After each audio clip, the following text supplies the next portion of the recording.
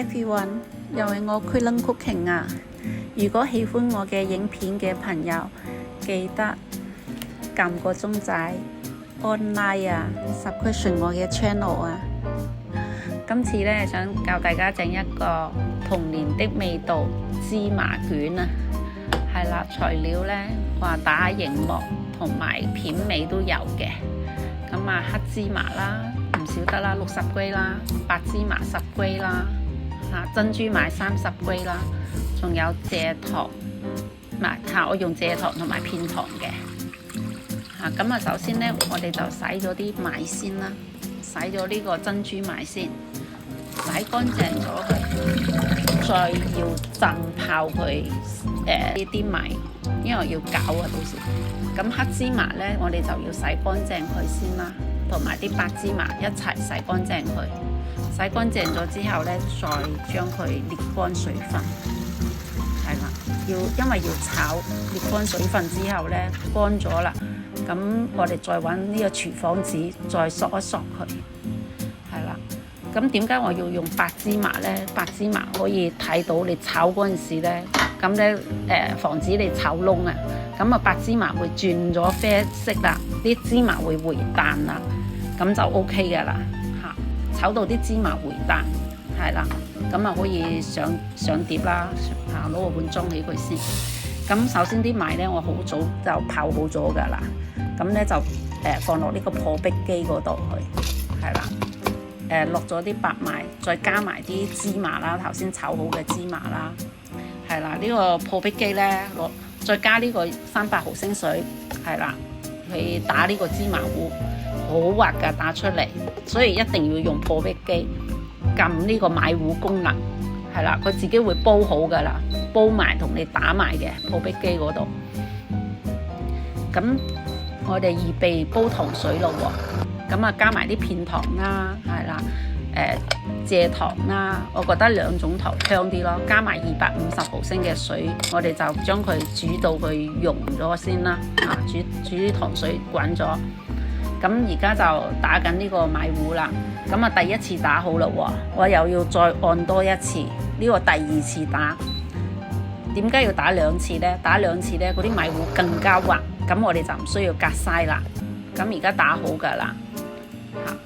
嗰個粉漿呢，嗰個粉漿就陣間先處理咁啊倒出嚟呢，嗰啲米糊呢倒咗出嚟啦，芝麻糊，咁糖水呢就要倒落啲破壁機嗰度，咁因為佢黐住嗰啲糊啊，黐得好實呢，咁你啲糖水呢倒翻落去呢，再將佢倒出嚟，係啦，咁就可以處理呢個馬蹄粉啦，馬蹄粉加200毫升水嚟開佢啦，咁啊將佢攪勻佢啦，揾個手搖器啦，要隔篩呢個馬蹄粉一定要隔篩嘅，係啦，可以隔2次3次啦，你重複做呢個動作，咁啊會更加滑啲咯，咁啊隔完篩我哋。你見到呢係咪好滑啊？嗰個糊呢，嗰個米漿呢好滑。而家就可以呢加埋呢個芝麻糊嗰度去啦，係啦，加少少，跟住呢就2個混合一齊。呢個粉漿啊，呢個馬蹄粉漿同呢個芝麻糊呢就混合一齊啦，將佢哋攪勻佢啦，你睇下幾滑溜。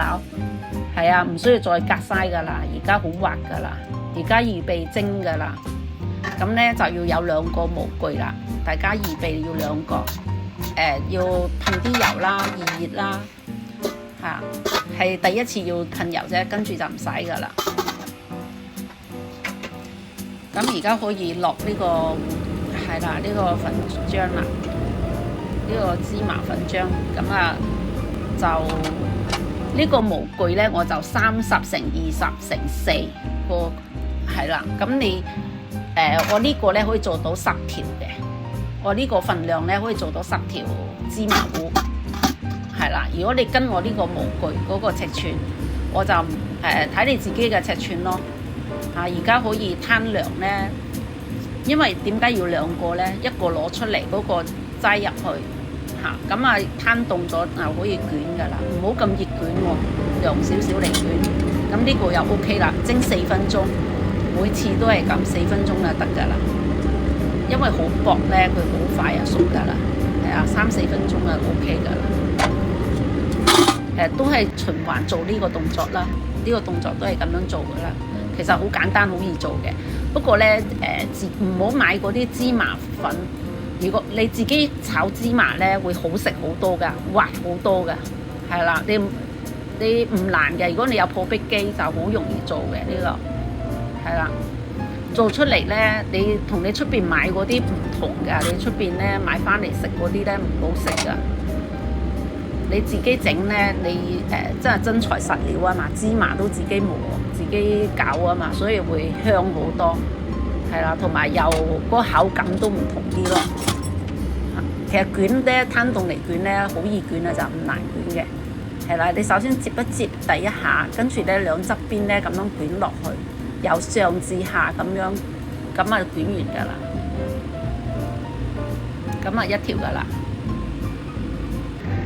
好容易做啊！如果要學咧，都唔難學㗎呢個，係啊，好容易做㗎咋，仲容易過馬蹄糕啊！係啊，真係好易做㗎呢個，又快熟喎，一陣啊搞掂。捲又好容易捲啊，你側邊嗰度捲落去就得㗎啦，咁啊已經一條㗎啦，完成咗㗎啦。係啊，咁啊可以切啦，我做好啦，而家擺切啦，而家係啦，一條可以分4嚿到啦嚇。咁啊，我而家諗住靚靚地啦，整啲金箔落去。如果屋企冇金箔咧，你可以加啲桂花，嗰啲桂花泡一泡咧，揾啲滾水咧，跟住裝飾。